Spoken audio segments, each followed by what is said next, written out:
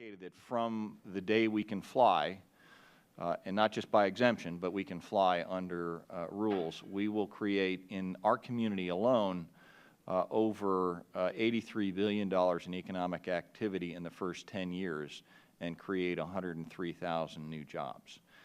There's additional economic benefit, of course, associated with how this technology is going to be used in a whole variety of industries. Some of the applications Denise already pointed at, but if we just look at oil and gas, inspecting high voltage lines, all the way on through to package delivery, et cetera, there's just a tremendous amount of economic opportunity. The ACLU's primary concern when it comes to drones is that they not be used for mass suspicionless surveillance of U.S. populations. Drones are a very powerful, potentially surveillance technology. There are technologies out there that enable persistent surveillance of entire towns, neighborhoods, cities with a single camera, a single ultra high resolution camera. There's a company now called Persistent Surveillance Solutions that operates out of Ohio that uses manned aircraft to circle over a town or a city and to constantly videotape in fairly high resolution an entire 25 square mile area. Any pedestrian or vehicle within that area can be tracked retrospectively. So it won't be long before that kind of technology finds its way to drones, probably. The kind of tracking that can be done with that kind of technology is a very serious privacy problem. When people know everywhere that you go, they know a lot about you. They know where you work and where you live, but also what friends and lovers you might be visiting, at what hours, what kinds of religious, political, sexually oriented establishments or meetings you might be going to, and many other things about you. That is our primary concern around drones, and we have called for regulation of police and government use of drones to ensure that they don't become used for mass surveillance. Unfortunately, we do have a long record of law enforcement giving in to temptations to collect everything all the time about everybody, just in case somebody engages in wrongdoing. We believe that that is not consistent with our nation's traditions. The government does not look over your shoulder without particularized suspicion that you are doing something wrong. It doesn't watch you just because you might, in theory, do something wrong. So we have called for a set of rules that restrict law enforcement to launching a drone in particular circumstances where they have reason to believe that it will collect evidence of wrongdoing or in emergencies or for other uses that there's no reason to think would invade privacy, such as environmental assays or what have you. And that law enforcement be explicit about its policies, its retention policies, that it have good data retention policies and sharing policies and so forth, and that local law enforcement be subject to local democratic power. And all too often we see what I call policy making by procurement, in which local law enforcement, rather than seeking the permission, let alone, informing, let alone getting the permission of local democratic overseers, just goes out and starts buying new surveillance technology and deploying it before anybody even knows that it's on the ground. We've seen this with stingrays, we've seen this with license plate scanners and other technologies, which are very sensitive and have a lot of implications for our privacy and the power balance between the individual and society. You can argue either way about how these technologies should be used, but I think we should all be able to agree that we live in a democracy, and those kinds of value judgments should be made democratically and not in secret by law enforcement abrogating to themselves the power to decide where that balance should lie. When it comes to commercial side of drones, we have not called for regulations at this time. It's a much more complicated issue. Number one, drones are a cool technology. They are a generative technology. We're going to see them used as a platform for all kinds, the full flower of human ingenuity, good, bad, and ugly, and everything in between. We don't want to hold back. We're a pro-technology organization. We don't want to hold back innovation. Number two, it's not clear what kind of privacy invasions we will see with private sector drones. It's less clear, certainly less clear than the incentives of law enforcement, which are very clear.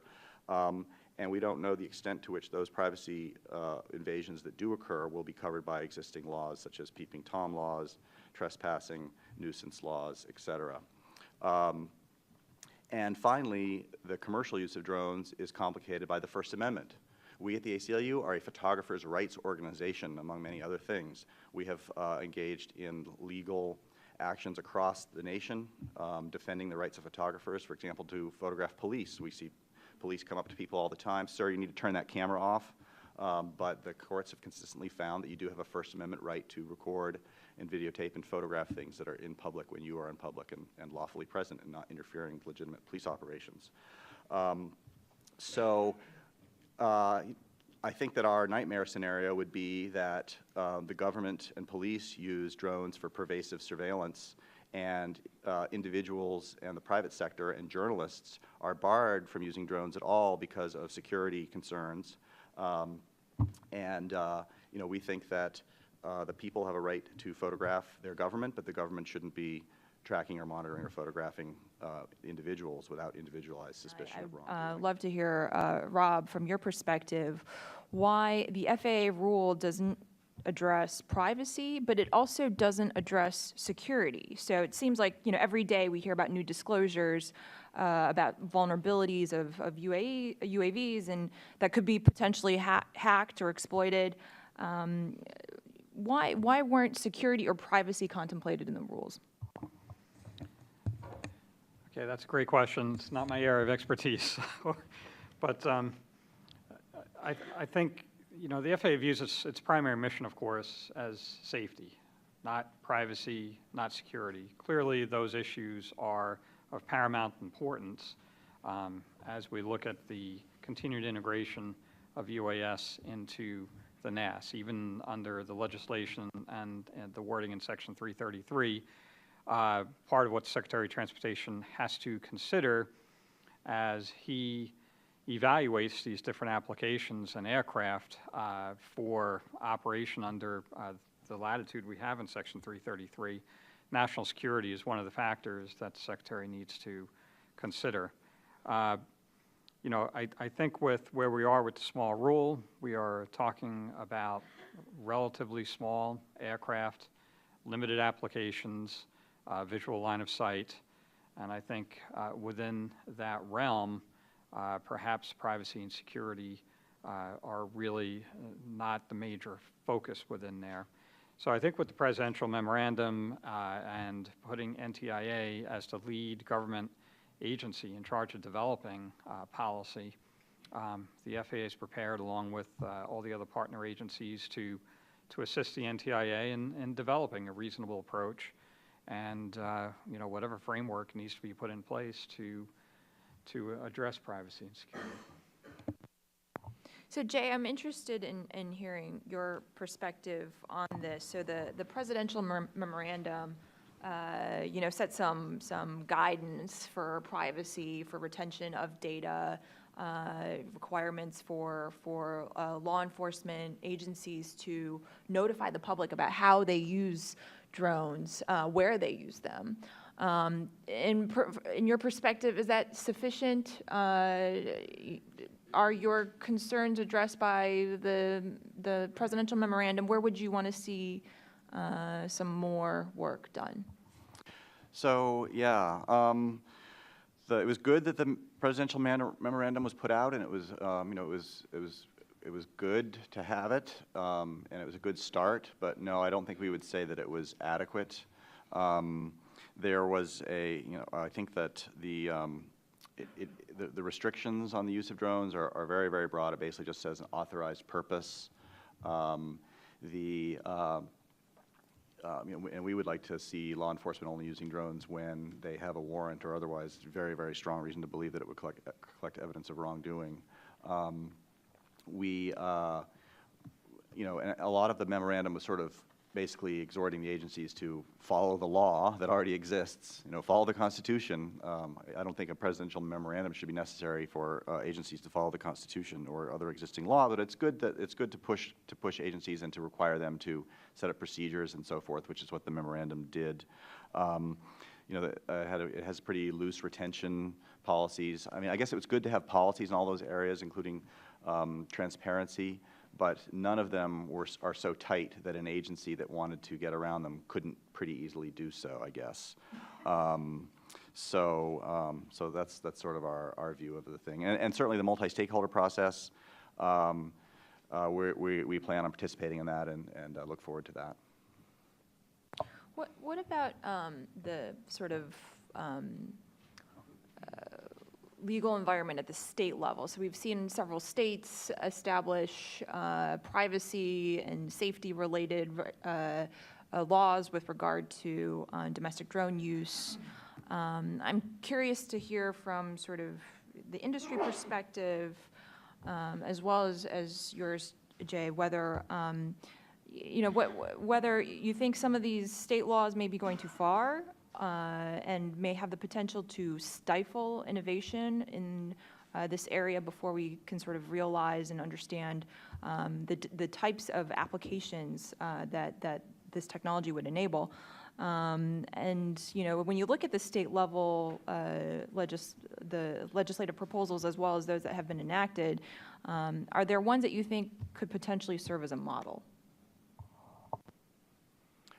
I don't think that there's any one state that's perfect that I would hold out as a model. Some of them are certainly better than others. It's been really an unprecedented outpouring of action in the last 2 sessions by the states.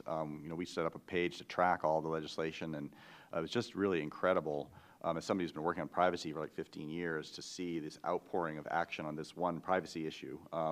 And I'm not quite sure why it is. I think that perhaps a lot of privacy issues like big data or what have you are very abstract, and drones, it doesn't take much imagination to understand why a flying robot with a camera hovering over your backyard is an invasion of privacy. And also I think that there's been a real left-right coalition on it. I think all the state bills have either been jointly sponsored by Democrats and Republicans or just sponsored by Republicans. And so there has been this outpouring, and inevitably some of the state bills are better than others. Some of them are bad, like Texas's, which pretty much bans all private photography, and we opposed it. Some of them are just sort of sloppy, but some of them are better and impose warrant requirements for law enforcement use, which we think is a good thing. And it's possible that even some of the good ones that we like may prove to be a little bit too restrictive, and that there needs to be some exceptions. For example, it's been pointed out to us that a warrant requirement may prohibit police from taking photographs of accident scenes, like traffic accident scenes, a use of drones that we would have no problem with whatsoever. But in a world where we're always seeing technology rushing out and being deployed with no democratic debate whatsoever, it's refreshing that thanks to the FAA and its deliberate pace, in its careful pace, whatever word you want to use, we have no dog in the fight over the safety questions. But it has created, for one way or another, the FAA has created a space for there to be a democratic debate over this technology, and it's not so bad if for once the privacy the privacy restrictions are maybe a little too tight and need to be walked back a little bit, rather than trying to deal with facts on the ground where you already have a technology widely deployed and trying to play catch up and put in place some privacy concerns after the fact, as we are with, for example, automatic license plate readers, which are being spread all over the country and collecting information about people's whereabouts. So yeah. Greetings, citizens of the United States and the world. In an age of constant video surveillance, we must remain ever vigilant to ensure our rights to privacy. As drones are becoming more and more commonplace, it is essential that we educate and prepare ourselves. Some time ago we released a video on countering surveillance. These, however, are ineffective against drones, so we've compiled a new list of ways that you can protect yourself from aerial surveillance without the use of projectiles. Since drones are controlled from afar, they rely on radio control frequencies for operation, and as you may have guessed, an RF jammer would block the communications to it. Likewise, you can also use GPS jammers or spoofers to block their navigation. Another method is through a high-energy radio frequency weapon. These function similarly to an EMP and can easily be made from the components of a single microwave. However, doing so is highly dangerous. While all of these devices can be purchased or built at home relatively cheap, it is illegal to own or operate them. Surely there are better solutions to avoid the eyes in the sky. An artist, Adam Harvey, recently released a series of clothing called stealth wear that conceals your body temperature from the infrared cameras of drones. It also features X-ray protection and a special pocket for disabling your phone's signal. While this ingenious clothing is a must-have, it is rather expensive and unlikely to be widely available. But with some thermally reflective cloth, it's entirely possible to make your own. Did you know that a laser pointer can disable surveillance cameras? A tripod and a scope will help ensure it remains pointed at the camera. But we do have one last way to combat this surveillance. This method requires a little bit of work though. With nothing more than a hat, some infrared LEDs, some wiring, and a 9-volt battery, you can create a device to render yourself invisible. It guarantees complete anonymity to cameras while appearing perfectly normal to the rest of the world. While the government may be hell-bent on watching us at every moment of every day, we are not helpless. There are always ways of fighting back. Let's remind them that 1984 was not an instruction manual. We are anonymous. We are legion. We do not forgive. We do not forget. Expect us.